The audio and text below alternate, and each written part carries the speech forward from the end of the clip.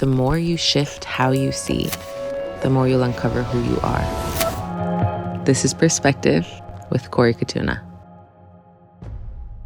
Hello, everyone. Welcome back to another episode of Perspective with me. I'm Cory.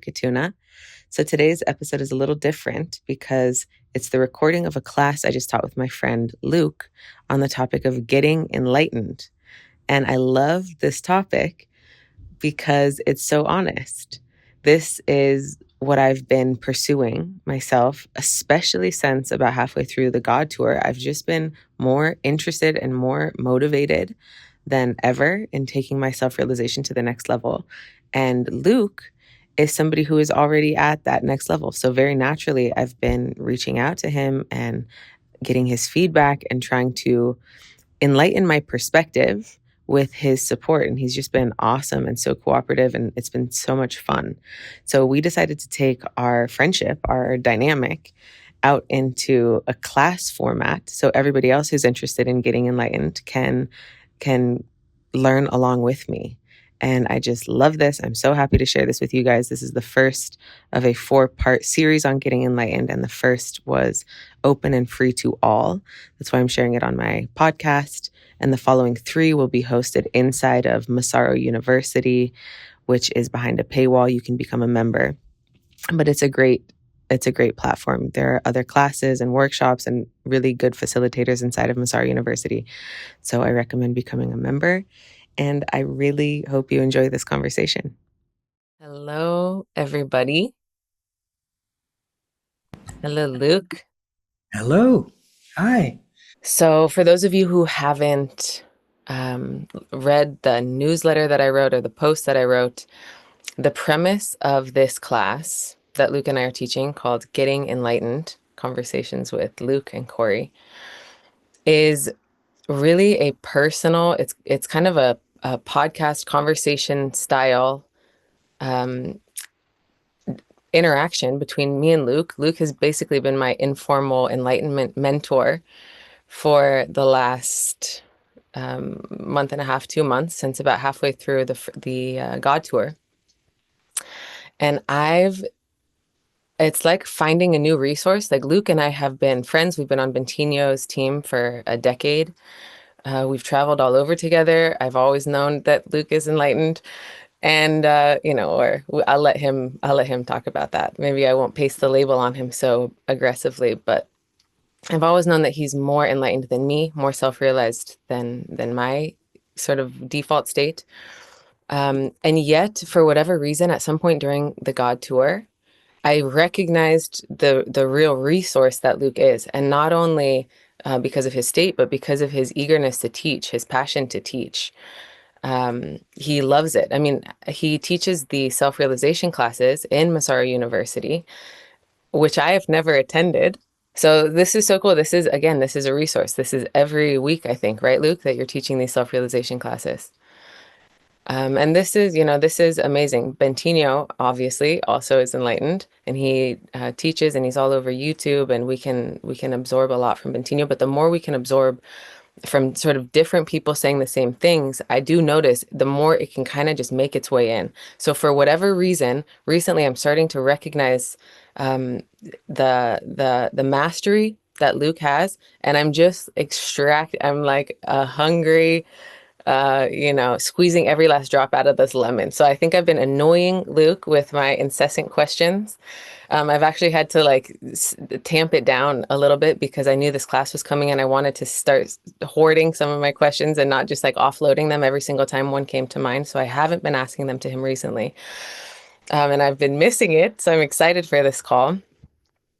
And I guess my intention here. Oh, by the way, I said that Luuk he's probably annoyed. I don't think he's annoyed. I'm not annoying him. He's been so enthusiastic. That's the other thing that's been exciting with Luuk, is that he just loves it. The way I've been using him, so to speak, is, for example, I'll coach someone. Somebody will ask me something, I'll give them feedback, and then I'll copy paste the feedback that I sent that person to Luuk and say, what do you think of this? Could you improve the feedback that I gave that person? Is there an upgrade? Is there a better perspective? Is there a more enlightened perspective? Would you have said something different to sort of bring that person into more freedom, more self-knowledge, more recognition? And then he'll write me back like a little mini novel that I have to sometimes put into Chat GPT to be like, wait, help me get the best thing out of this. Like, help me synthesize this. So, and literally, I will put it into Chat GPT because I don't know if you guys know this function. Chat GPT will read it to you in this like nice sort of British accent. So I will have Chat GPT reading out loud Luke's words, Luke's texts verbatim over and over. So it's like, oh, that's what he's saying. So Luke has been amazingly willing to mentor me and coach me, and I've also sort of given him permission at any point, also in this class series, at any point, if I say something, or you can kind of tell I'm circling around a topic and it can be deepened, or it can just be enlightened. I've given him sort of ongoing permission to just correct me on the spot. So I also want this class series. This is a 4-part class series. I want this to be also an example of learning. Um, I want this to sort of become a cultural, um, like something that we do in MU, which is that we learn from each other and we ask and we correct each other and we can kind of give and receive feedback and we can do that together. I think that's a mark of a unified community or a unified team, is that you can learn and you can ask questions and you can be exposed for being ignorant. You can be ask a really dumb question and then just, or if somebody does give you feedback that you're like, thanks, good to know. Better now. I'm better now. That wasn't an insult to my intelligence. That was a generous offer. So I just also want to sort of cultivate this kind of attitude more and more in MU. I'll do it with you guys as well. And I think we'll probably have some opportunities for you guys to speak up. What else? So for this conversation, since it's the first of 4, we're going to do these every week. By the way, it's Sunday, Monday. So next week it's Monday, the 22nd, and then we're Sunday again. So it's for the next 4 Sundays, except for the second one is on a Monday. So it's a little tricky. I just want to make that extra clear. So the intention for these 4 weeks, for me at least, is for those of you who are attending the Zenith retreat in October with Bentinho, that's the 13th to the 20th in Croatia. I'll be there. Luke will be there. I would like to stabilize in a new baseline of enlightenment, of self-realization by that time. I've been practicing, obviously, for 10 years because I've known Bentinho for 10 years, or maybe a little less because I didn't really care about enlightenment until a couple of years in. So maybe 7, 8 years. And still what I notice is there's always, there's just always room for, maybe not always. I don't know what Luke would say. Luke, is there always, right now, is there room for you to deepen and self-realize even more, or no? Well, the recognition of your true self is actually pretty simple. What keeps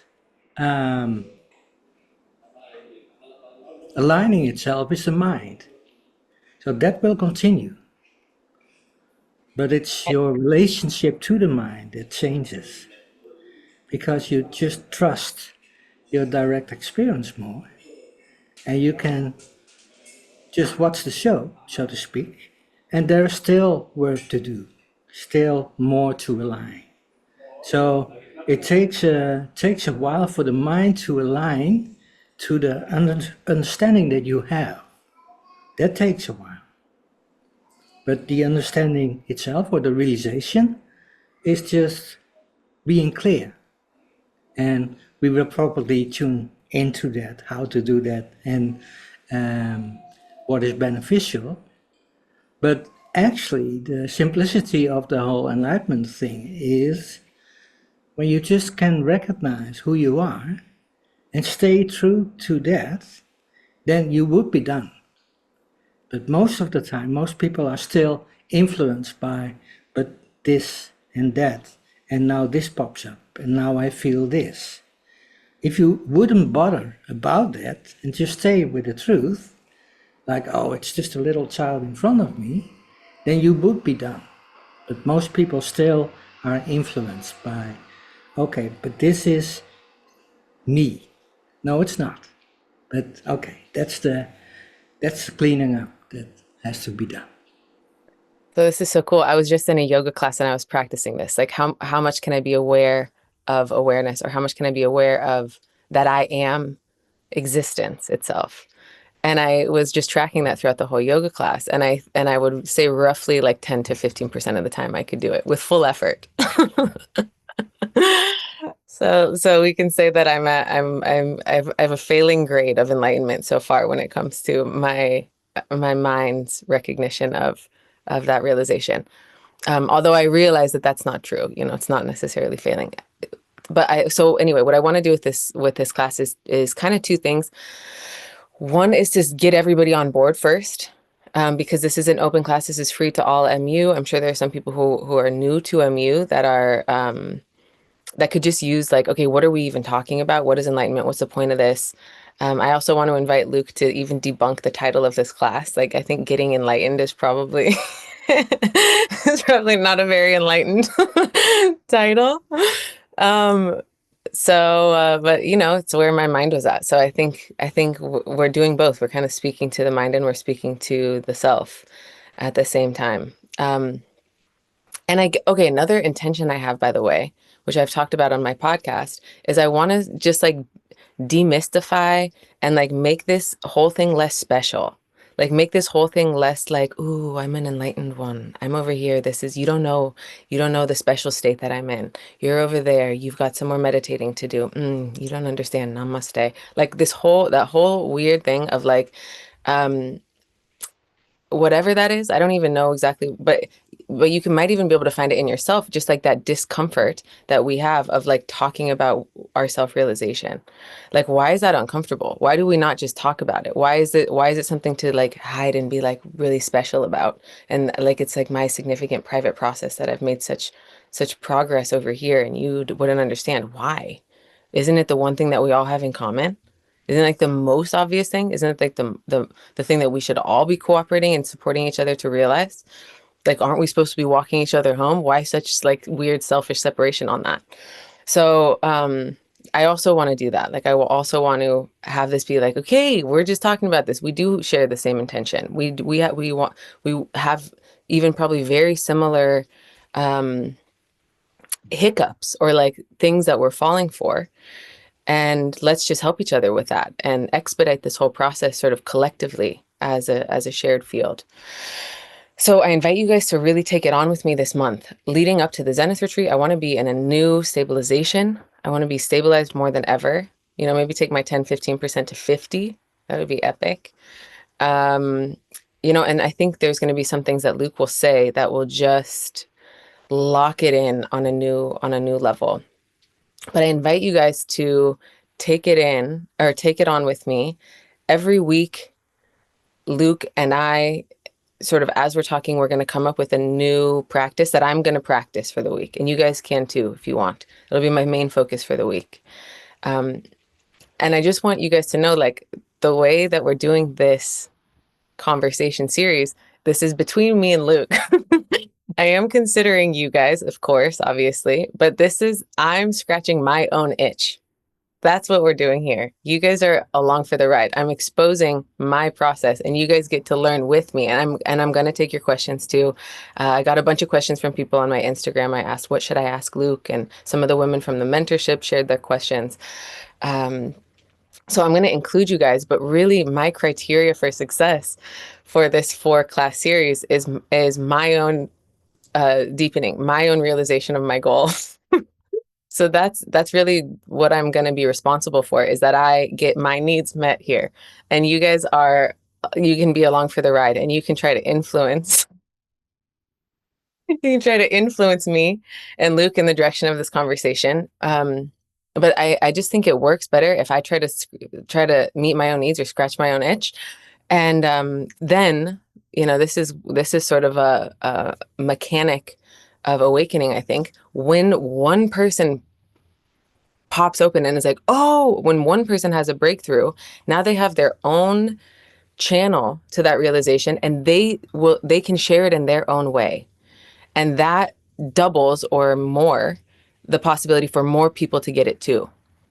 So know that, like, You don't need to get what I get. You don't need to see it exactly as I see it. Use me, use Luuk to open your own crown, to create your own oneness with God, with the self.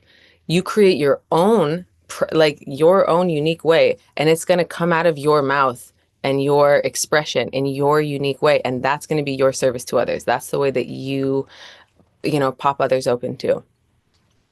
So I think it's the best thing I could do for all of our realization is to just focus on mine. And I invite you guys to do the same. Uh, let's see what else I wanted to say at the beginning of this. So we'll come up with a practice every week. And I'll do my best to make it as accessible as possible. I think that's part of my blueprint or my personality is when I understand something, I like to make sure that it lands. I like to make sure that I can explain it to you guys. So I'll do my best to keep it as accessible as possible. Okay, Luuk, anything to say around this intro? Can you enlighten my perspective on any of this? It sounds marvelous, and indeed, to keep it more personal for you, that would probably benefit most people instead of making it more general.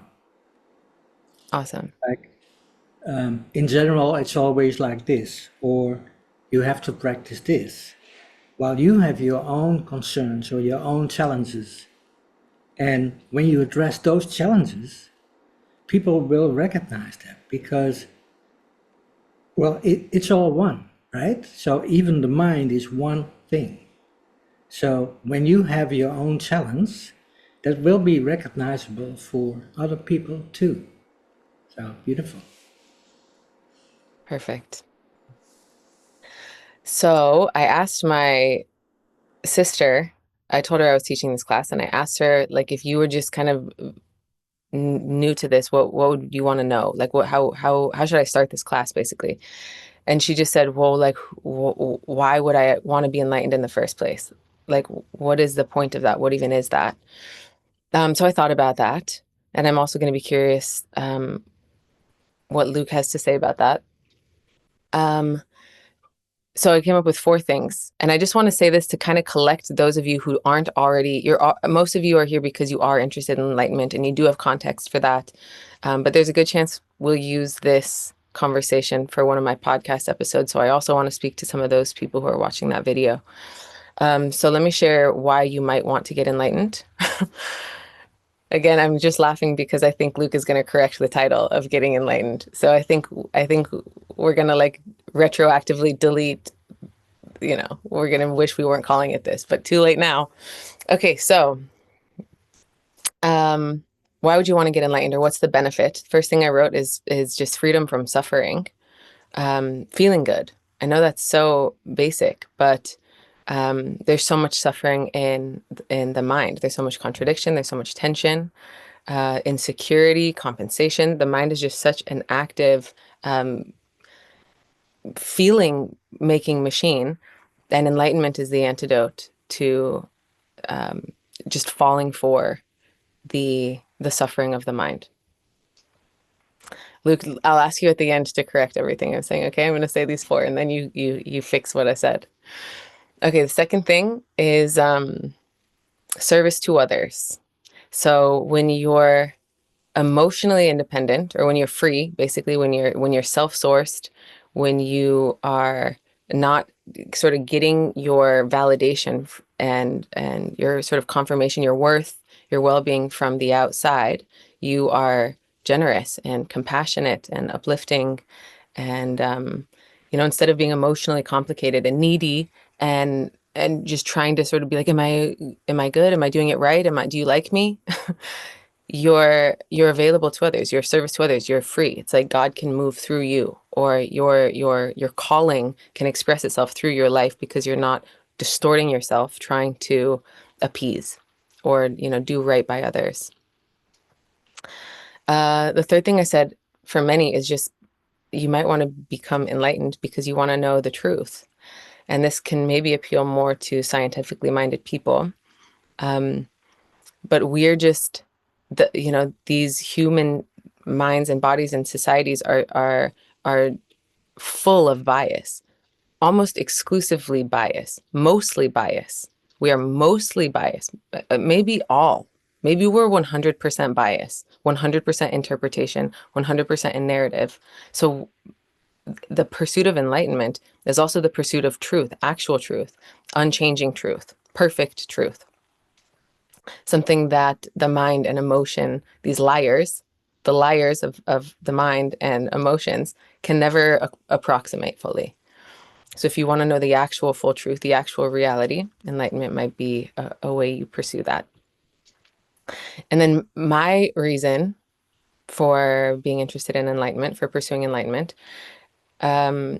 is just alignment. So it just feels like guidance. It feels like it's almost like my system, whatever this is, my emotional guidance system punishes me for doing the opposite, for sort of making things that are not real seem really real, like family drama. Like if there's family drama and I'm like, you need to apologize. Why did you, he's toxic.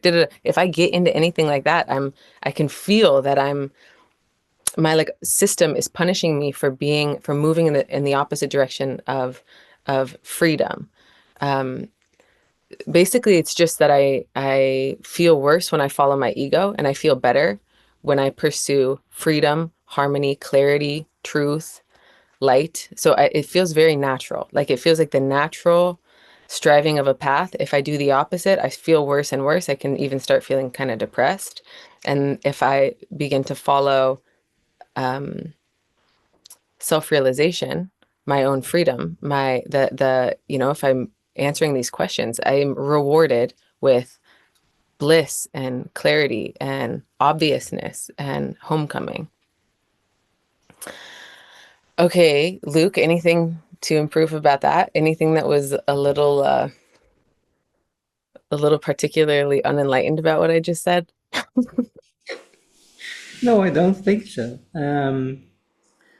Yeah, you were talking about the end of suffering, or you can observe that suffering doesn't apply to you. It's just a mechanism comes more in front of you, like a rainbow. It is there, it is experienced, but it's not real. You don't get fooled by it anymore, more and more. Unless you have to wake up from certain perspectives, then of course you will get the guidance from that too. But in core, it doesn't affect you. So it's more stable. You can rest as yourself. So yeah, that is true. And the second point was more about the qualities, right? About being available and, of course, being more true, being more who you truly are instead of playing games. Mm-hmm. And you start to notice that in daily life, like, why do I smile when someone says hi? Or I walk in a room and there I go. Oh, always this going up. Or that smile is taking place automatically without me being aware of it. Well, now you are. So all that kind of stuff. So you become more authentic in that way. Less playing a game and not being truth to what is true. So it's always a kind of a compensation that you are applying. So that was the second point, and the third point was about truth. Yeah, it doesn't make sense to not live what is true. Why be part of a movie that isn't real, that doesn't feel true? We all know in our hearts, we all recognize somehow that we are already free. That's the core of our being. Sometimes we have to pause a little bit to acknowledge that, but everyone knows in the core of its being that when we are not true, that it feels off. We know that there is something missing or there's something that could be improved. Everyone knows that.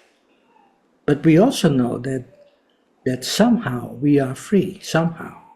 Maybe we don't experience it yet and we're full of bullshit. But okay, we can clean that up.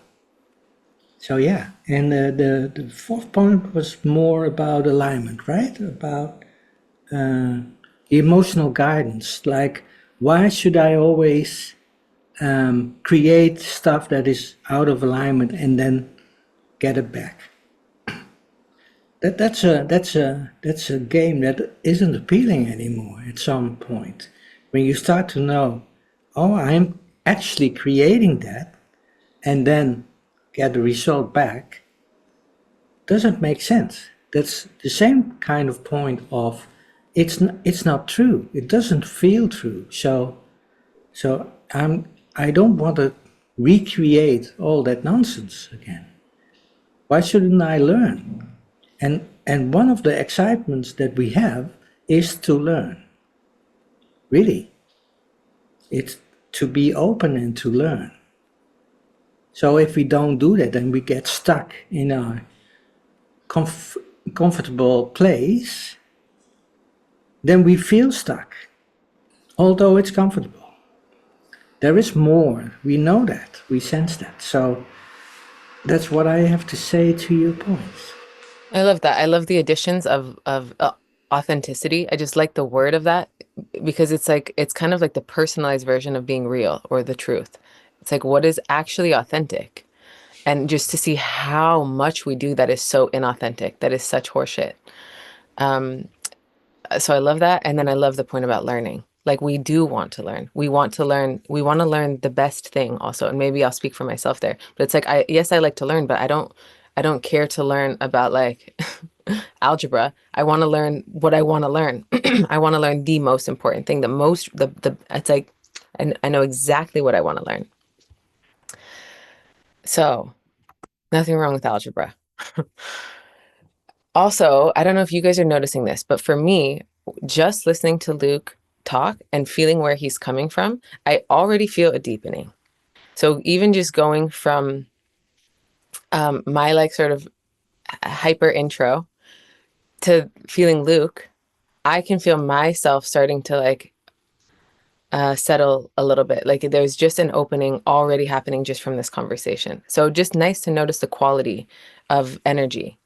Like that's sort of where it is. And I think with this whole enlightenment topic, it's one thing to like understand it, which I do have a bias for that. Like I like to understand things and I try to understand things, but at some point you kind of have to get beyond, you have to like get below the mind and notice the quality of the energy or like the where is that coming from. So I'm already sort of following your lead energetically on this, Luuk, just 10 minutes into this. So I wanted to get clear on what we mean by enlightenment, because I think there's a lot of different connotations, and I don't even know how contradictory those connotations are. But like, what do we mean in this class? And maybe I'll just keep it kind of personal to me, like what is my actual intention? So I'm not talking about the absolute. Bentinho talks about the absolute. Bentinho's sort of interested in approaching the absolute himself right now. That's what he's circling around. I don't know if you guys read his letter to Zenith Retreat participants. He's sort of, it's kind of like the absolute final realization. And Luuk, I don't even know what you think about that. Where you what do you think about the absolute? What do I think about the absolute?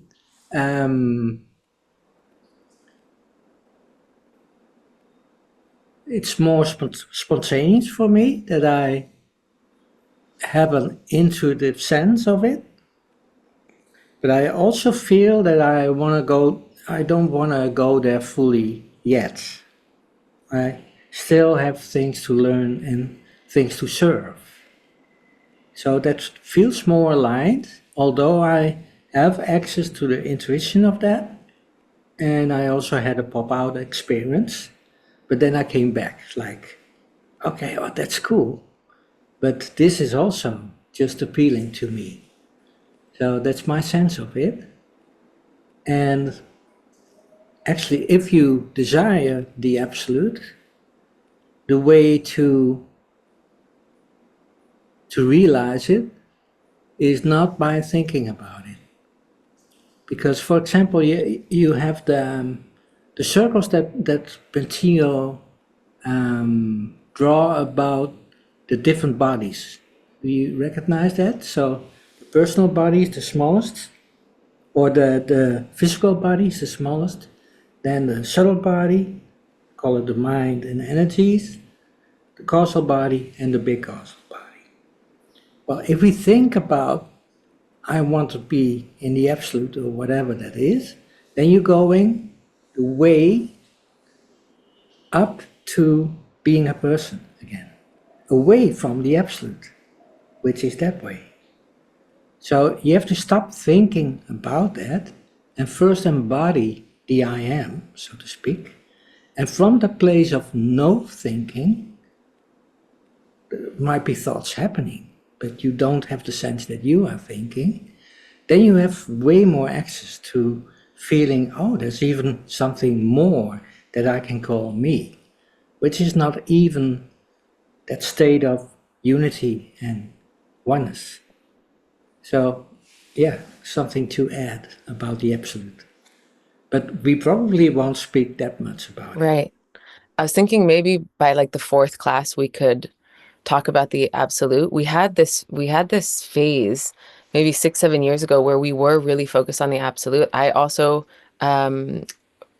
was like obsessed for a little while and practiced it a bunch and got a glimpse, got an intuitive glimpse like Luuk describes.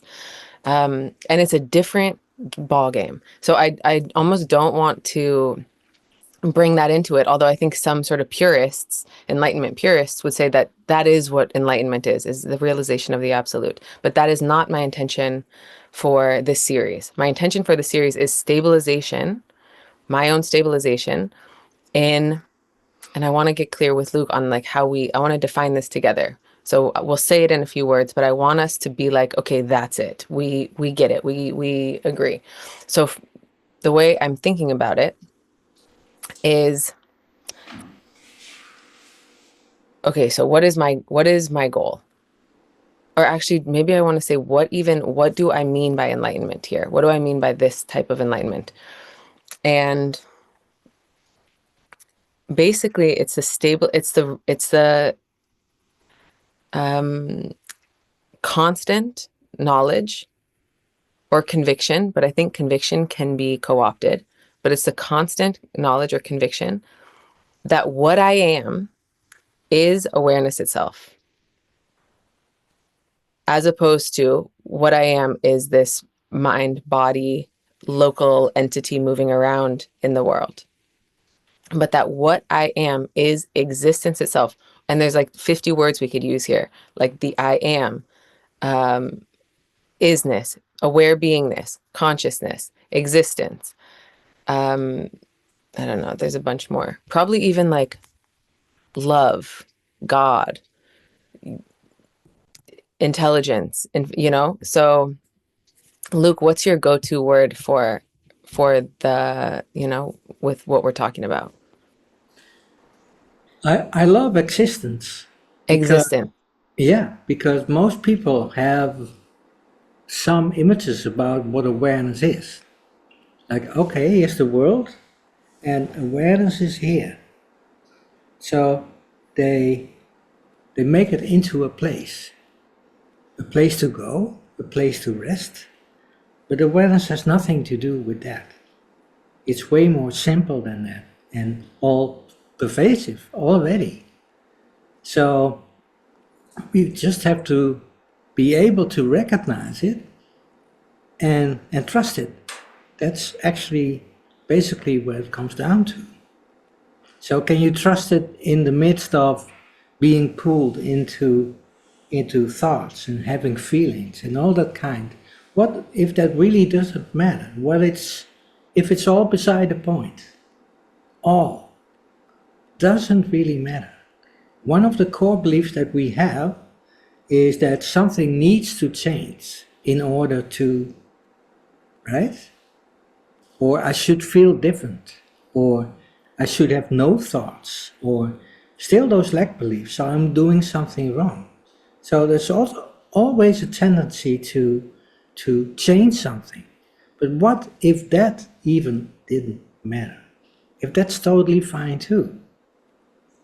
And then paradoxically, the mind will change because it's not needed anymore to give that guidance and to remind us, because we now find that fulfillment that we were after. So then probably those thoughts will change. But it's not a goal to change. So just let it be. It's such a beautiful gift that we can do, because the moment we let things be, we make them observable. There's some space between what we observe and what we think we are. So letting things be is another way of describing giving everything back to God, or disowning them, or just being. It's all those words are actually all the same. It's just one principle. Okay, so I love this. And I think, okay, what I want to do is tell you, I want to tell you how I see this. And then I want you to let me know if I'm on the right track with this. So this is what I think enlightenment is. This is where I'm at. This is my current understanding. So I might have to say it in a few different ways. So just bear with me. Okay, so in my last podcast episode, I talked about basically the question, what if consciousness is fundamental? So materialists think material matter is fundamental and that creates consciousness. But what if, and this is obviously what many of us believe or know to be true. So if consciousness is fundamental, if consciousness is the actual fabric of the universe, or consciousness, or okay, we can even be more direct, like Luuk was explaining. Existence is what everything is made out of. It's all made out of existence. There is this substratum of everything we experience. So table, drink, mind, thoughts, really subtle feelings, all exists. It's all made out of existence. There's no experience. There's nothing we can possibly conjure up, think of, be aware of, touch, sense that isn't existing. It exists. It appears. And because that's so obvious, because that appearingness, or because that existence is so obvious, we don't think of it as like a substance or like a substratum. We don't, it's like the water that we're swimming in. Why would you look at that? If you're a fish and you're just in the water, why would you ever notice the water? That's where you grew, that's where you were born. You would never be like, whoa, what is this? Because it's what it's made out of. It's the default you never question or never consider. So everything in our perceived universe, in this perceivable reality, is made out of, is like dreamed up. It's dreamed up. It's like a dream. It's like how everything in your dream is literally just made out of a sleeping person's imagination. That's what it's made out of. That's the fabric of it. That's the substratum of it. It doesn't exist otherwise. It is only a thought. It is only an imagination. That's all that it is. Similarly, to extend the metaphor, all of this is made out of existence or awareness. And Bentinho will say this: awareness equals existence. The fact that you're aware of something equals that it exists. So the fact that you can touch it, you can't prove that it's over there, because you're only aware of it in awareness. Awareness is privately aware of it. You can't prove anything is happening anywhere. Bentinho was actually walking me through this once.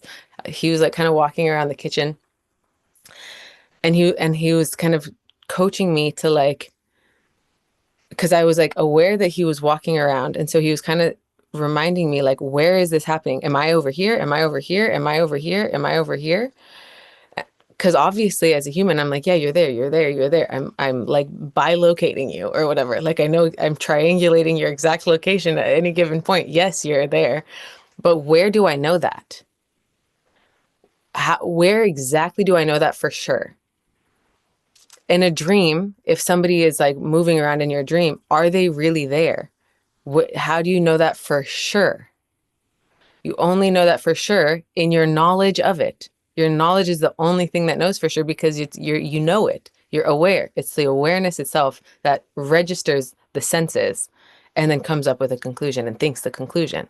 So the only place I know it for sure is awareness. So awareness equals existence. And that is the stuff that it's all made out of. That is the stuff that this whole universe, my whole experience is made out of. And because it's made out of it, because consciousness is the substratum, that is what it's made out of, you can like reverse engineer anything back to its own substrate. So, and this is another thing I want to ask Luuk about that I still don't quite understand, which is like, you know, when Bentinho says like, rest as the glass. And Luuk corrected me in one of our DMs because I was like, I get it. I'm just the dreamer and that's all the dream. And Luuk was like, realize that you are the dream. I was like, what? Hold on. I don't get this. Like, I am the dream? Okay, wait. So then what is, and I think what we're approaching here is that I still feel localized. That this thing you were talking about of how like awareness, I still associate awareness with like over here. And what you and Bentinho are pointing at is that awareness is the substratum. So yes, I'm aware of it with my senses, but awareness is actually aware of me, of my mind. It's not my mind being aware of awareness. Awareness is the thing that's already infinite and creating all of this. So can you just pick up where I left off right here and clean up my mess? Well, you said like awareness is the substratum, right? I would say the only thing there is awareness or existence. That's the only thing there is. The rest seems to appear, but it's like a dream. So it can appear whatever it wants. It doesn't change the fact that all you can find is awareness. And you cannot find it because the moment you would find it, there's something aware of that. And that is what awareness is. But it seems a little bit complicated for the mind, like how does that work? For example, the glass over there. I think there is a glass, but now you're saying, no, that's awareness. But it's not that the glass is awareness, or actually the glass is awareness. First of all, there is no glass. That's just a word combined with some other senses, for example. So we can become aware that we are putting things in place, that we word things, that we label things, and then see what happens when we don't label that. For example, right now, to make it more practical, and not like, what is it and how should I think about it and how can I correct my thinking? Right now, if we just look at a screen and we don't call it a screen, we don't call anything something. If you really stop thinking about it and believing in the projections of our mind, what my experience is that it doesn't make sense anymore to call my body and the screen not my body, or the picture of your face not my body. Because there's nothing saying it is my body or it's not my body. There is nothing left that says everything exists or nothing exists. Those are just words on top of pure awareness. So you can sense right now, if you don't label, that everything becomes just one picture. You're not focused anymore on this is a screen and this is the table and this is the floor. Actually, you are aware of all of it simultaneously, but nothing says that is a table anymore. If you do that with your mind, then you're labeling. Okay, then my invitation is to not label, just for a moment. Then you can already sense the unity and oneness, the very natural, already existent sense of unity that is here. It's actually very simple. We have to stop applying the old assumptions, so to speak. When we do that and we just relax, oh, I don't have to call anything right now. I don't have to give it words. And what remains is just a natural sense of unity. That's my experience. Could be different for other people, but most people that I talk about that do that kind of practices also agree, like yeah, okay, I'm still able to lift out some things. I can still call the table a table. There's nothing wrong with that. But the moment I stop doing that, it becomes more obvious that existence is just existing. You don't have to call it even existence. It just is. But it's not here or there or more here and there's the world. Even the thought about the world is gone. What Patino said. Oh my God, where has the world gone? Where is it? Well, you don't know and you don't have to know. It's not like, oh, this is weird, the world is gone. That is still a thought, it's still a label. So you just relax that for a moment. There you already sense a natural presence, what we call awareness. And that's not the end of the story. It can go deeper than that, but it's an access point to realize, oh my God, it's actually quite peaceful. Why? Because there is the absence of stress, the absence of concern, the absence of this is this and this is that. You just stop for a moment and take a bath in it, so to speak. So cool. So as I'm going through that with you, I'm just noticing, okay, so I feel localized unless I'm paying attention to the fact that everything is. So that's the little breakthrough that I have. So when you first started saying like, I'm in the room, just, look at the screen,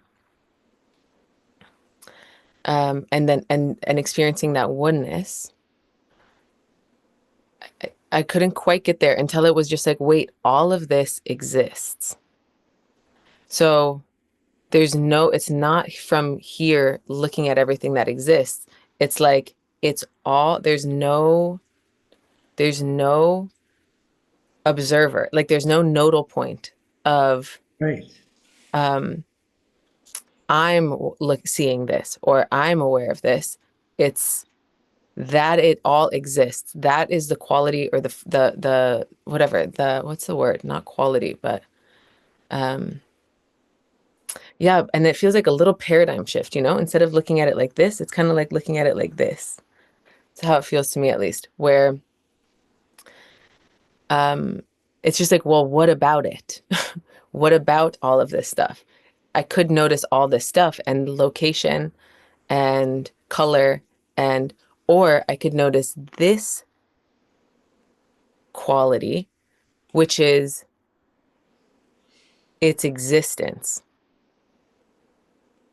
And then that almost like, it's like, oh, then that applies to my brain, that applies to my eyeballs, that applies to the wall, that applies to everything, that applies to the carpet. Like that same exact quality never differentiates.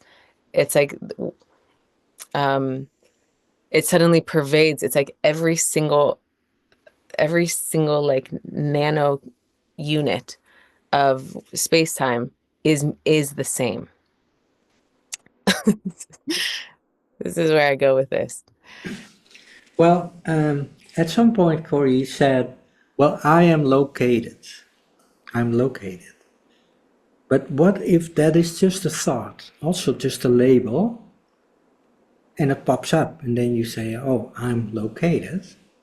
But if you also don't label that, even when it appears, okay, I have the sense that I am located.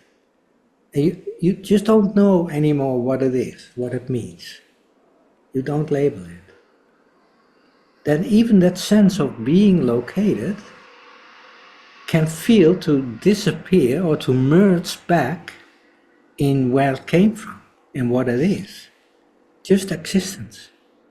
It's not a special thing. It's already here, but we just don't notice it. And while I'm saying it's not special, that's also not true. That's just a word. Because it is very special too, but not in a way we think about it. So can you sense, if you play around with sense of existence, with being located, I still have the feeling I'm located, and it's kind of a hindrance because I still have that feeling stuck here. Mm-hmm. But what if that's not a problem? If you just can let it be, you just recognize it. Yes, I have a sense of location, and then stop calling it anything. Now your sense can be that actually in your direct experience is not really a differentiation anymore between, for example, the table, your sense of location, spaciousness, whatever words you want to use, without that label, becomes more obvious that it's just existence. That's all. Okay, so cool. So what happened as I was going through that with you is that it almost like broke off. I don't know if that makes sense, but like the latching onto, I felt like right before that, I was understanding it or whatever. And I think but the practice of like labeling nothing, Bentinho's teaching of let everything appear exactly as it appears to appear. It's like it becomes free from me. That's what it felt like. It was like, oh, like even just my own consideration of awareness or of existence. So hard to explain. But, and it makes me think of when Bentinho says free awareness, that awareness is free. It's not my awareness. It's free from me. It's free from like, it's not me doing it. It's free. Oh, it's untethered awareness. It's non-specific. Nice. Nice. And That's all. you say without boundaries. Without boundaries. So that could be a next step. But the first step for most people is to recognize what is meant with awareness or existence, right? And we just explored it already. Still, some people can have some problems with that. Like, okay, but the room is still the room, or the table is still the table. Well, just relax your labeling, putting meaning to it, applying meaning to it. This is the table. Well, what if you wouldn't know that? Allow yourself to not know even that. Then suddenly it becomes more relaxed. Even your sense of self is just an assumption, just some words. What if that doesn't matter at all? What if you can let everything be as it is? But now it becomes really as it is, isness itself. It becomes not the table anymore. It's just part of it. And you can still focus on the table and call it a table. But even when you're doing that with the mind, that sense of reality can still be there. It's not a neither this or that. It's not black and white. Or I stop thinking and labeling and then experience what I call the I am, for example. Or there is the world and I have to switch back and forth. What if the thought of switching back and forth is just a thought too? Epic. I love It's this. I want innocent. this. It's innocent. It doesn't hinder existence. That's the false promise of the mind that now hijacks the practices and says, okay, but this is being a good spiritual boy and this is not being good because now I experience something different. It all doesn't matter, really. That's freedom. That's what freedom is. What if it doesn't matter? I don't mind. It's all beside the point. And the points can be there. And then what? That also is beside the point. It is meaningless that everything is meaningless. The same kind of principle. It just points to what freedom really is. It isn't dependent on anything. It just is here. That is what freedom is.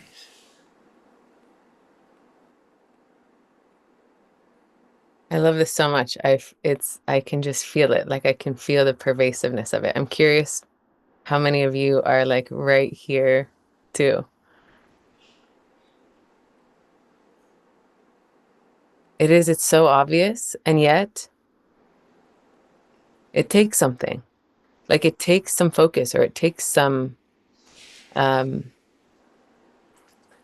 like this indeed in a long meditation or in a one of Bentinho's talks, I can get to this exactly where we've just gotten here, Luuk, which is like, oh yeah, nothing. But it takes something. Like so that's kind of an interesting premise, or I guess a hurdle, which is like, it's here right now, everybody, this is accessible to everybody, it's what we're made out of. And then we think it's so easy.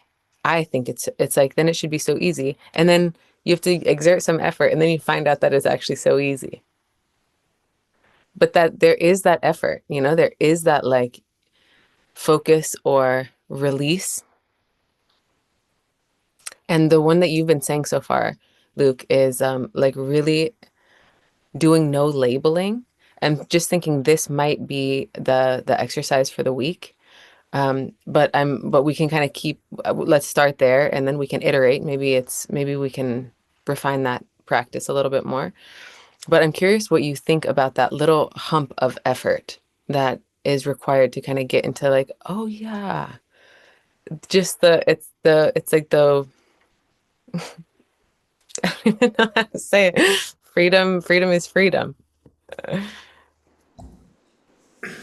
Well, that little hump that you are describing is more from, because we're so used most of the time, most people are so used to all the assumptions that are at play that were never investigated. So it takes some effort to release that or allow that to be there, but don't think anything of it. Just notice, I have the tendency to do this, or I have the tendency to be tense, or it takes effort. And then also somehow just trusting that what is pointed to is already here. And then just allow yourself to learn, so to speak, to open up a little bit more. It doesn't matter that you feel contracted or feel like making effort. At some point you can fall deeper than that, so to speak. That can be the feeling. oh, it's that relaxedness is just here. If I just allow myself to not label it, which is actively using the person to describe things, right? So we just stop that automatic thing of this means this, and this is how it is. We're just more curious about, okay, but this is a nice game. Like use it as a game. What is it when I wouldn't do that? And when you're open to it, then it's quite easy to fall below that effort threshold, so to speak. Reminder, Luuk, it's time to take your medicine. And it's so funny because when people are totally open and they are ready to experience more of themselves, for example, at the Barlow retreat in the Netherlands, I gave a lot of sessions to a lot of people, and they were all totally open, like just being curious. And then it just took 1-2 minutes to let them feel what is meant to by the pointers, because they were already open, and you are also open, and most people here are also open. So don't mind when you have to apply some effort to get over some threshold. At some point you will feel, oh, what you said, it just exists, or everything is existing somehow. You don't need to think about it. It's more your direct experience. Enlightenment is more trusting your direct experience, not filtered by anything. So I would say enlightenment is just being more unfiltered, more clean, because everything is a filter, right? It's looking through the lens of meaning. And when we don't do that, we realize what we just experienced. Oh, there is a sense of freedom already here. But I just have to stop for a moment to go through that old mechanism of these filters.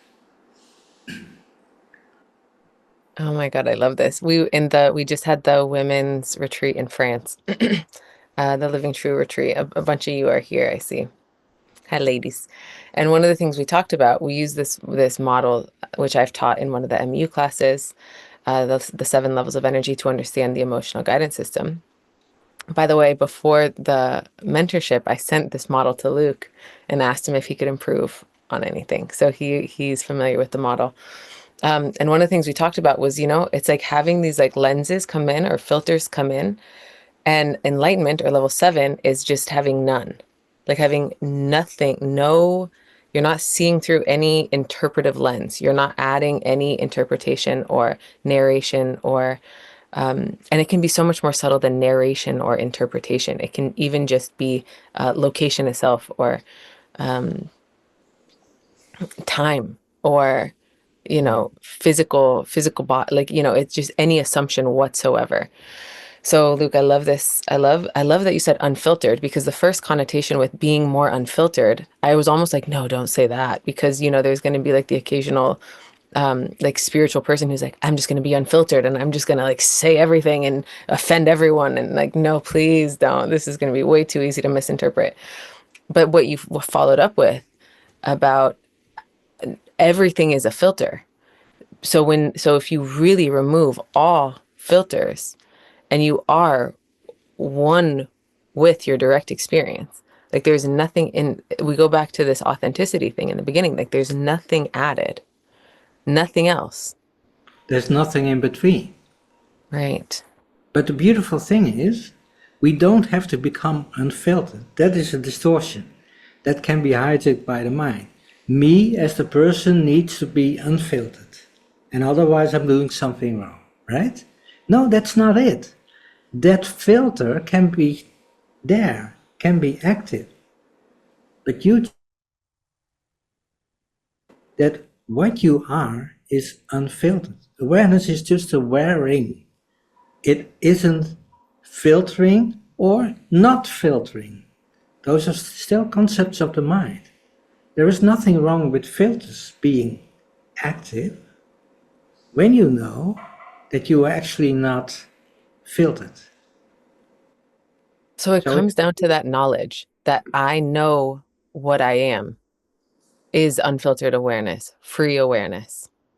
And then it doesn't matter what my personality, mind, body, that doesn't matter because it's not, it is me, but it's not what I don't fall for it. Yes, you don't fall for it, and at the same time, it is experienced as not different than you. Okay, I want you to explain this more. I want you to unpack this more because it's actually one of my big questions, which is, let me see how I even wrote it.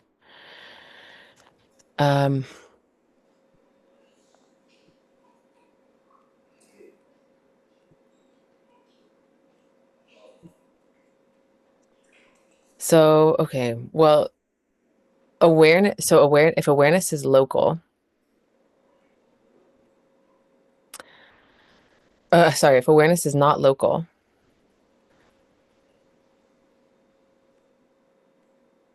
and it is everything.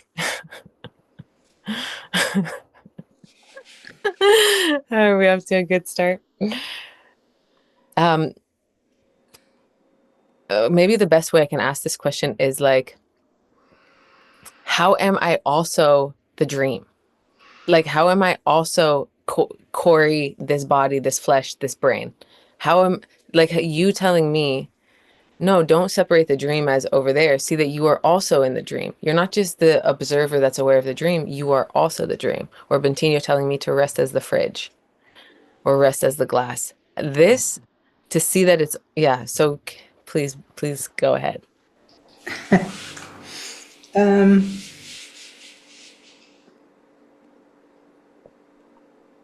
Can you go directly to awareness itself?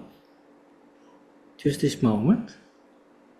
And can you just see the qualities of awareness is, well, it's not located, right? It doesn't have a shape. It is somehow aware, what we also call aware being, but it doesn't have thoughts about things. It's just awareing. It allows for thoughts to be there, but itself doesn't have an opinion, right? It's just there. That's why they call it love, because it has no opinions about stuff. Now, something as a thought can arise, or an object, which is also a thought, by the way, like this object is over here, but actually see it more as a rainbow. You can be aware of the rainbow, but actually the rainbow isn't there at the same time, because there is only awareness. There is no awareness, the true self, as a something separate from form and shape. Form and shape is awareness. Awareness is form. Form is awareness. We cannot understand that with the mind, but when you just recognize awareness right now, and now think about an object, for example. Awareness didn't change when you were thinking about the object. It's still the same awareness. Now there is an extra experience coming in from thinking about an object, but what says that the two are separate from each other? Like you have awareness and you have the object. What is it if that is just a thought? Even that thought of there is an object is actually awareness already. It's not separated from. The table is awareness. The person over there is awareness. We filter it most of the time, and then we believe that there is a different person standing over there, and I'm located here. But in actuality, there is just a thought arising, and that thought might think whatever it thinks. It doesn't change the fact that actually it's intimate with awareness. It is awareness. You don't have to understand it, you can sense it. Like right now, I'm thinking about a table. But what says in my direct experience that there is a differentiation between awareness and the table? It isn't really there. When we don't apply that label, that it is there. Now the table becomes one with you. It was already one with you. It never changed. It's not something new. It's more a discovery that we can experience in the direct moment. So that's the beauty of enlightenment and freedom. It's nothing new. It's just discovering what actually already was the case, unfiltered.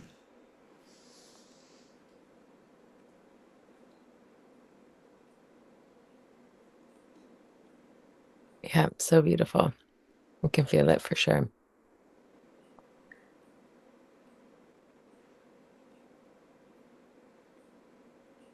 So even the labeling and seeing through filters is not standing in the way from freedom itself. Only from within the perspective that there is reality and there is a table and it's different than me and I'm located, it doesn't feel free and it's not free. But actually that whole mechanism of labeling and even labels and filtering is also not really there. That's why it is allowed to be there. Actually, there's nothing allowed to be there because there is only being, only essence. Even that is just a thought. So we can see through that mechanism, and then it doesn't matter if that thought appears and if we're still filtering. So what? It's not a matter of the person having to stop filtering and then we are enlightened. No, then you're not enlightened, then you're just having a different mental construct or a different state of being. But the truth doesn't change. Who you are has never changed. Okay, what I'm just loving about this, like what's happening is just how changeless awareness is and how universal awareness is. How for us all, it's exactly the same. For itself, it's exactly the same. And awareness doesn't need us to do anything. Like what I am doesn't need me, the body, or Luuk, or any of you to do anything. It's just the exact same always. Timeless, exactly the same. Perfectly consistent. The same. The sameness. And it's what everything is made out of. Like okay, and this is where I get tripped up, including my brain. Everything is made out of it, including my brain that's like getting enlightened back by, like it's like this bizarre mind warp. But actually, awareness doesn't give a fuck. Awareness is exactly the same. And that's me. That's the real me. It's just the one changeless variable. And then I think what I do is I think it's like my changeless variable, like the awareness in Cory back here. And that's like allowed. It's like a cute, it's just like it's like a cute thing that I'm watching my mind do. So it's not wrong. And I love that you always say that, Luuk. Like it's not wrong, and it doesn't inhibit enlightenment. Enlightenment can't be inhibited. Nothing can get in the way of it. It doesn't matter what dumb things my brain does that thinks it's doing to get enlightened, because I'm awareness, and awareness is consistent and doesn't care. Like literally, it doesn't care. That was also been kind of a confusing point, I think, for when I hear you and Ben say like awareness don't care, or which is like, I don't know. I still saw it sort of through my own, like almost like backtracked my own eyes and was like looking for that stable thing in my own mind. Like the one that, when we're looking like the me that was looking in the mirror at this age, the me that was looking in the mirror at this age, that same sense of myself, that teaching, that personifies it for me. It like makes it mine. It's like, yeah, I was Cory then and I'm Cory now. I've always been Cory. That's never changed. That's kind of what my mind will do with that. But actually, it's before that. It's like, what was even aware? What enabled that whole thing that existed? And the existence of it is untouchable and was always untouched and will always be untouched. It doesn't care because it can't care. It is undefined and it's formless. So when it has no form of its own, it cannot be inhibited or limited, or that's the beauty of it. If you can recognize, yes, I sense that, that's already such a thing. Like, this is cool. I cannot be limited. So every thought that now appears that says, well, you can be limited, and this is limited, can be more easily recognized as not really true. Not in, no, that's wrong. Awareness doesn't think that's wrong. It has no thought at all about things. Well, yeah. It's just equally a thought form and another thought form. And even that it's a thought, is also not really there. It's also part of the rainbow construct. We think that we have a mind that is responsible for our thoughts, and that we have to clean that up somehow and then reach enlightenment. But what if there is no mind? There is no mind. Try to find a mind. That's a wonderful exercise. Try to find what you call the mind. You cannot find it. It was an assumption. Maybe you find the image of mind and the meaning of mind, but that will be in front of you. You are aware of it. It's equally as thinking there is a table. Or I don't like this, or I like this. This is special, this is non-special. Those are just thoughts. That's why we can let them be, because then they can be free. Let them be shows that it's free.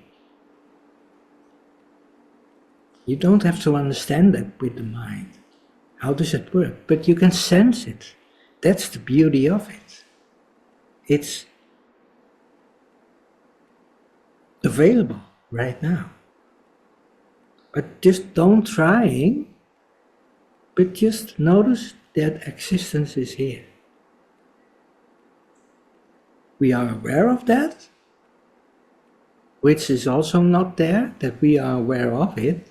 It's aware of itself. There is nothing else than awareness. So even the person that becomes tuned into awareness and now recognizes awareness is just awareness recognizing itself. It was all the time already so. So it's just a cosmical joke. That's why it always feels like such bliss, no? Like and I see it as like awareness always knows awareness. Awareness already was awakened to itself. So it's just that for a second, this little dream character gets a glimpse of the action. It's like, oh, you already knew. I already knew. I already was. I forgot. And who cares? Like literally that's inconsequential. And for us, it feels like an enlightenment, but then the enlightenment is already, it's like there is no such thing as enlightenment. Yeah, it's nothing that we can gain. That's also just a thought. We can gain it or we have to gain it. That's not a hindrance for existence. Right now, do you exist? Yes. When I have that thought, or that distortion, or that filter active, or maybe I don't have any filters, awareness doesn't care. It really doesn't. And even that is just a thought form, that there is awareness that doesn't care. Mm. That's part of the unity, part of the relief, and part of the wholeness. So it's just flowing, and it seems to flow. And even that is part of illusion, so to speak. But it's purposeful. It's the way that we can learn and express and have differentiation. That's the way that awareness or consciousness learns. By all those different ways that people can think and experience. It is the purpose of being here, so to speak. It's not something that needs to go away because I lost home and I need to remember home again. You never left home. This is exactly this experience is where you came from. That's the beauty of it.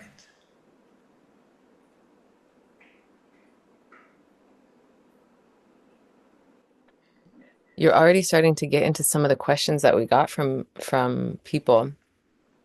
One of them, I'm kind of getting ahead of us, but one of them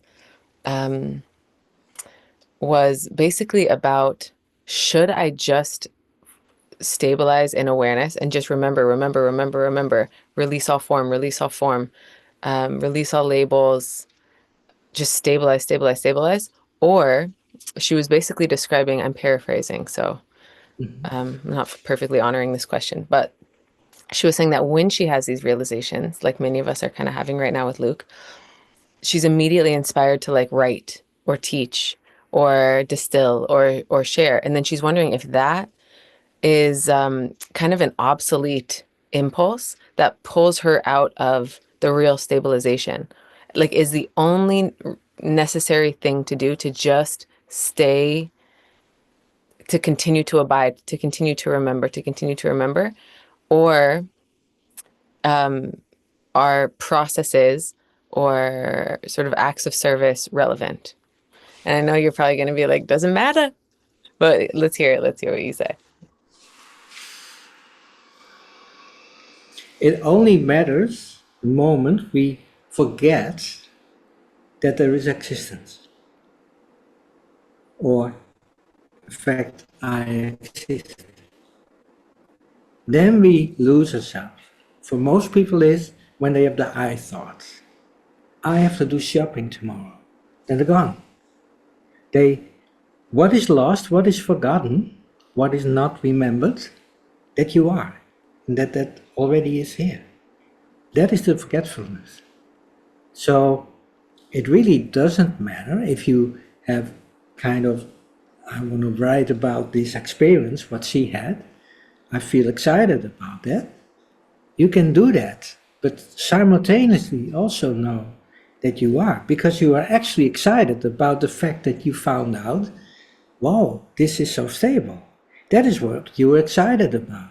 Does it make sense to lose that, to forget that, to write about it? Why not do both at the same time? So see if you can be aware, if you can check in with yourself. Yes, I exist. Well, existence is here. Make it less personal. Just existence. Right now, yes, it's still here.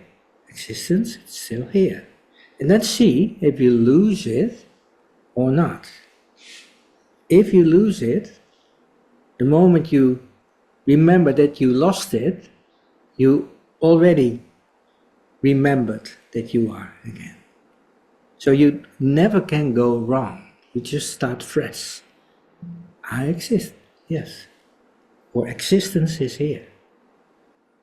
And what is So it? there's a paradox here, no? Or there's a little question point, which is like, if it never matters, if awareness is enlightened no matter what, if awareness is aware no matter what,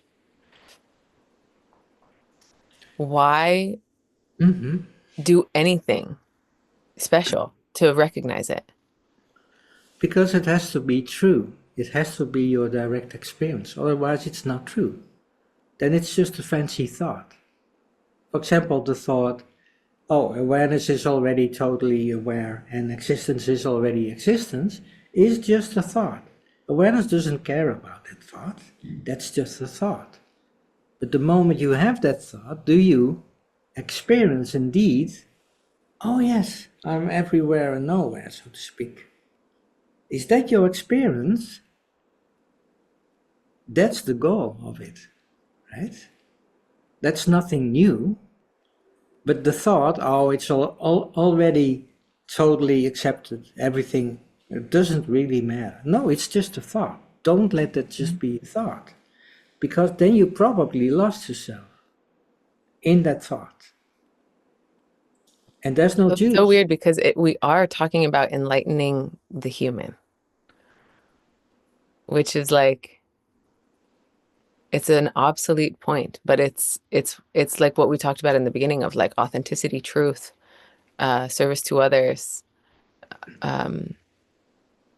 following your guidance. Also, in a way, this thing you were saying about like that awareness wants to learn, or like existence does have an impulse to like create and expand, that it is the human's duty, so to speak, to make ourselves transparent to that and to, like in Christianity, it's like use me, use me, God, for your intention, not for mine.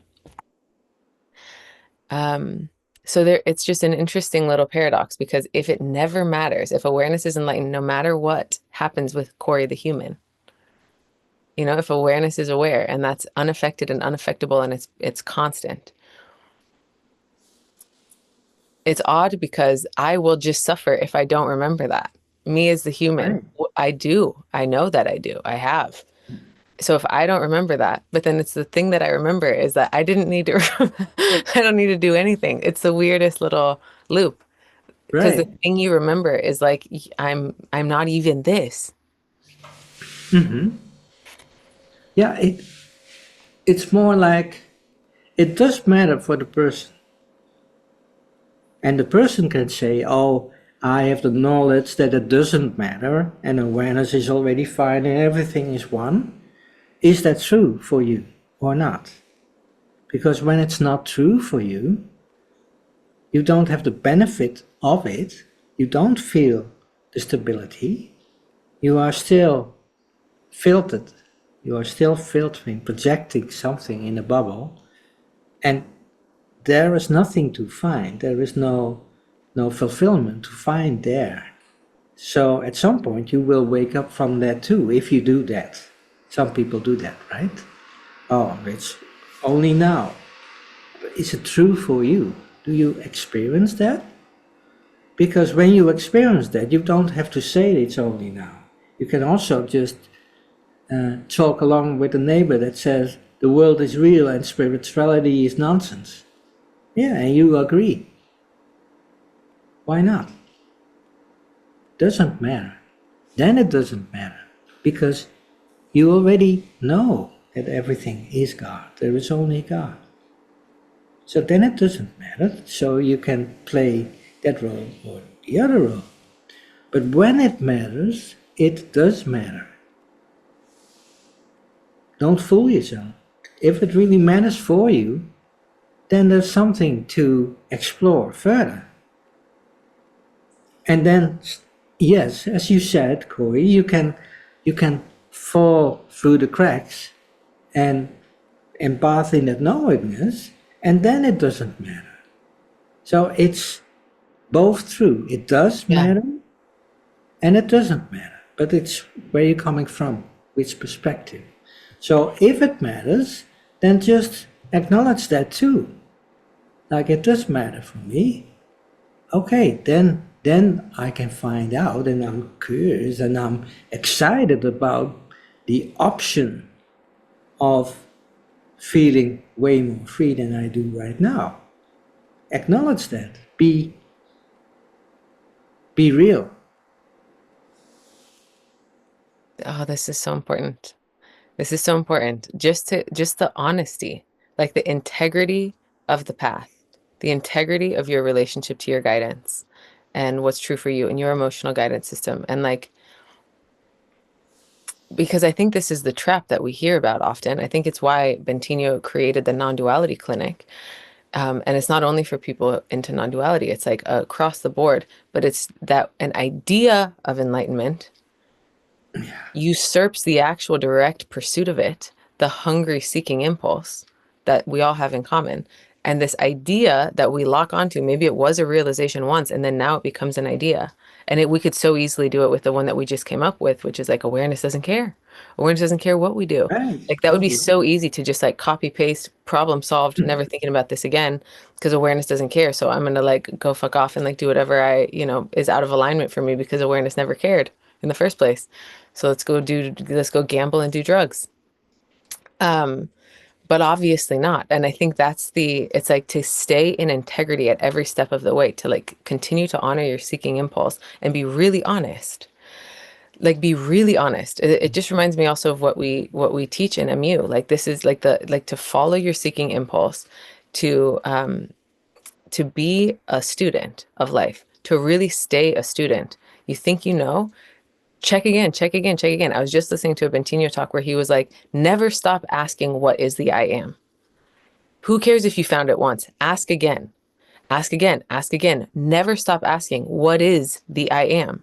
Because you can have an idea and then, but it's like that's a whole portal. Like that's a whole, the whole, it doesn't just stop at your first realization. And then people who do let things stop at their first realization, that's a total trap. And it's just the ego mind overriding the actual journey. So I love this, Luuk. I love that you specifically said, I don't remember how you said it, but it was like, be real with what's true for you now. Like, be real about that. If it's relevant for you to care, then care. If don't pretend. Don't pretend that you don't care because you know theoretically that awareness doesn't care. I just love that. Oh, I love that we hit this note too for this conversation, because I think pursuing enlightenment, it is so tempting for the ego to be like, and I got this, I landed, I got, I've already, what they're talking about, been there, done that. I already had that realization. Comfy, that's comfy for me. I don't need this. We don't need to. It's so compelling to be like, I already get that. I already did that. I know this.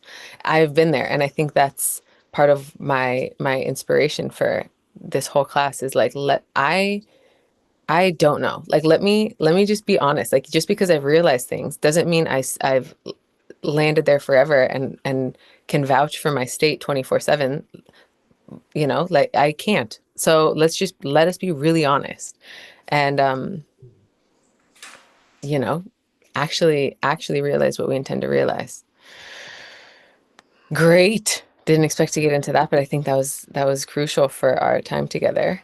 One other question came to mind that somebody asked that I thought was relevant for this. One sec. We got a lot of questions, by the way. We have too much material for this class. A lot of really good questions. So good that we're doing 4 classes. I will keep doing the thing where before the class, I ask the question, if you guys want me to bring up anything, let me know. So I'll do that in MU, and I'll also do it on my Instagram. But no guarantees we'll get to everything. There's probably 10 other questions here that I would love to get to, but I want to keep these under 2 hours.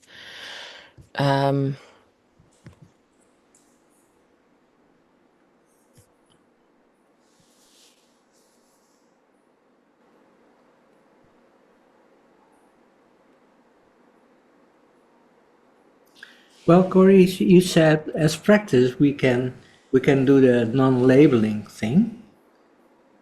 That is one of the options, because it's so cool to play around with and finding out that you're still labeling, for example, and then also don't label that. That is the letting be of things. We don't have to stop resisting, for example. That's hard to do, because then there is resistance about resistance, because we think it's not cool, we shouldn't do that, I shouldn't do that. No, that's more resistance. If you can allow that resistance to be there, hands off, surrender, I don't know. I don't even know what it means, resistance. Just let every appearance be what it is, but recognize that awareness doesn't care, so to speak. It doesn't think, I don't care. That's a thought that appears to awareness. It also doesn't think, I do care. Both are just concepts of the mind that works in contrast. In order to know black, we have a concept of white. Otherwise, we cannot refer to it. Enlightenment is just a word. Not being enlightenment is just a word. And the actuality of it, deeper than both words, is the stability that we try to find.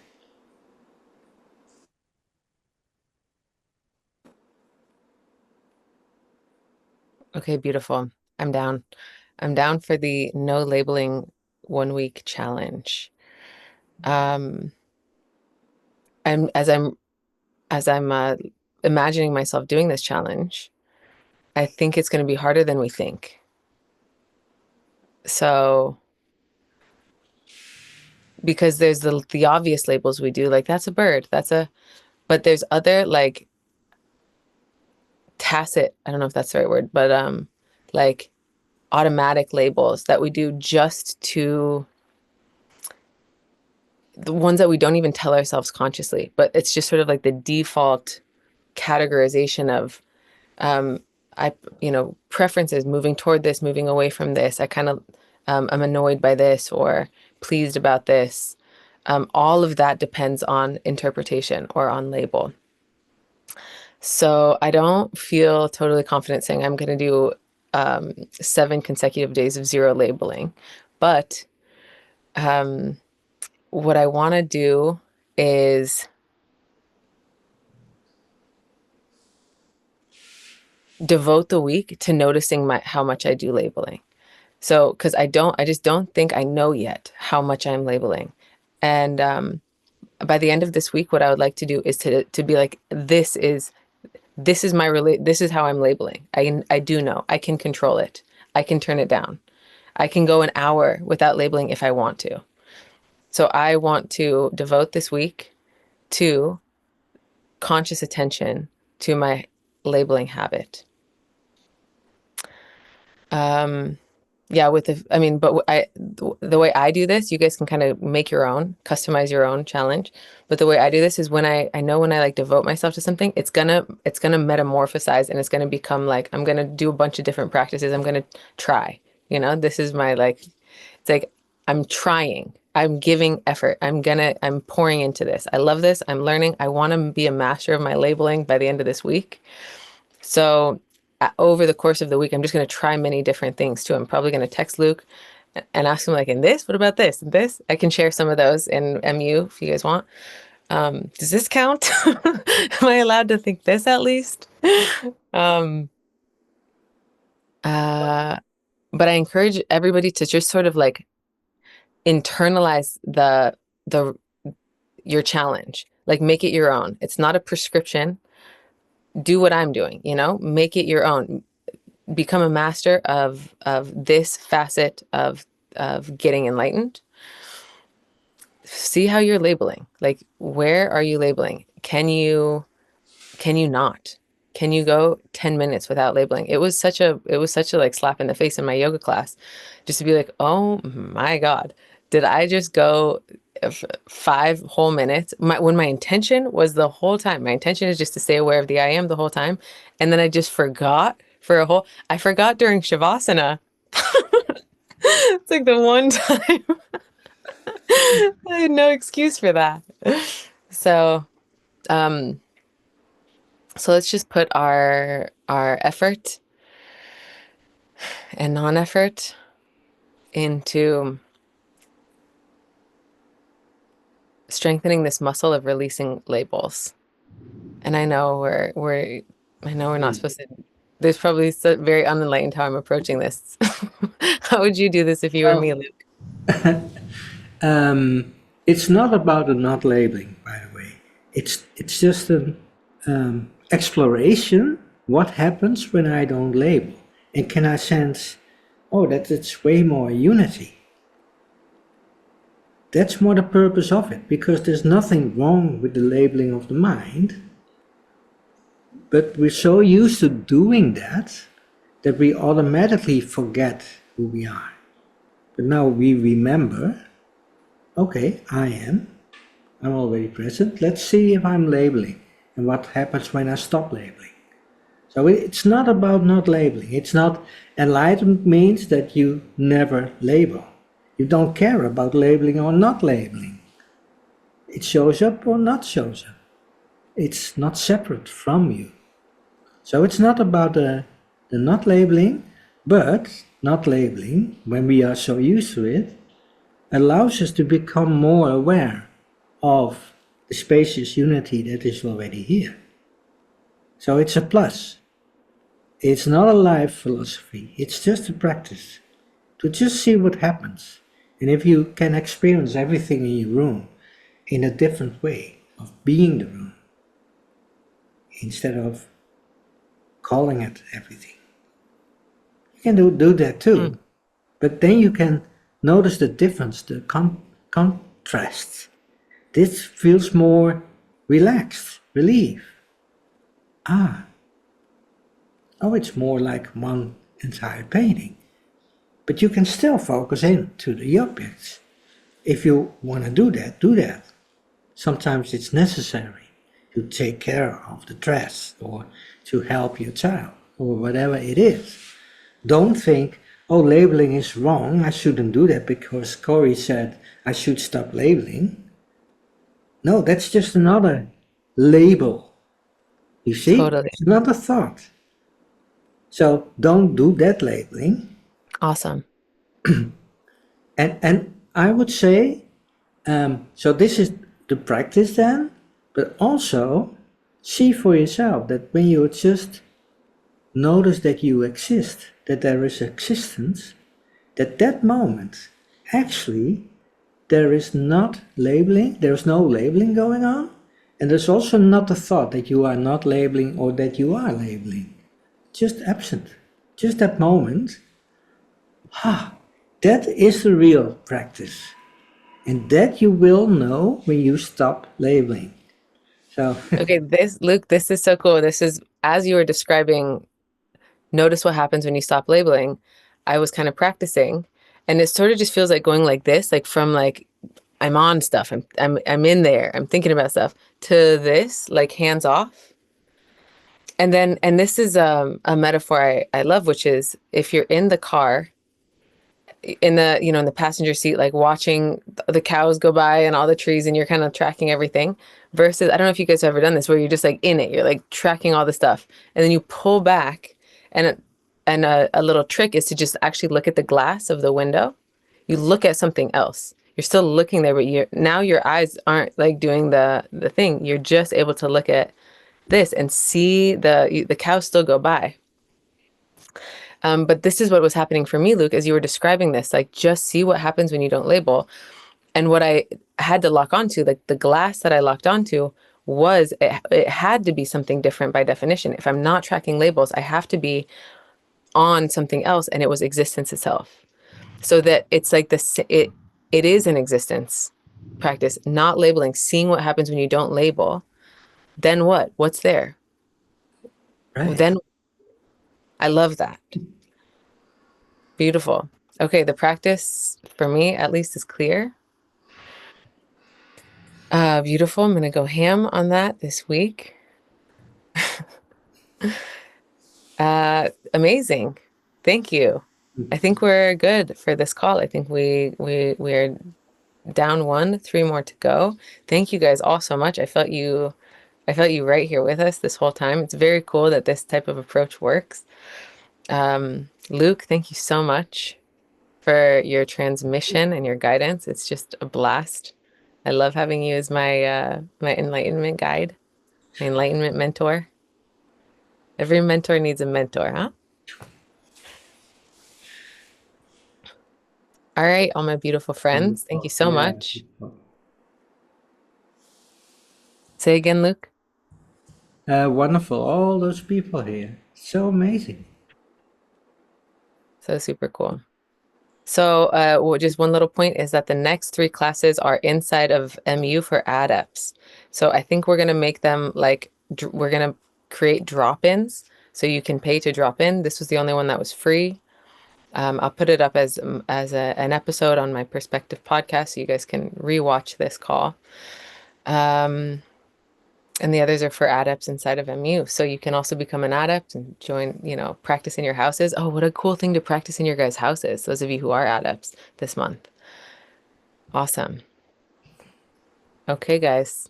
Love you all so much. Thank you, Luke. Thank all of you. Let's get enlightened.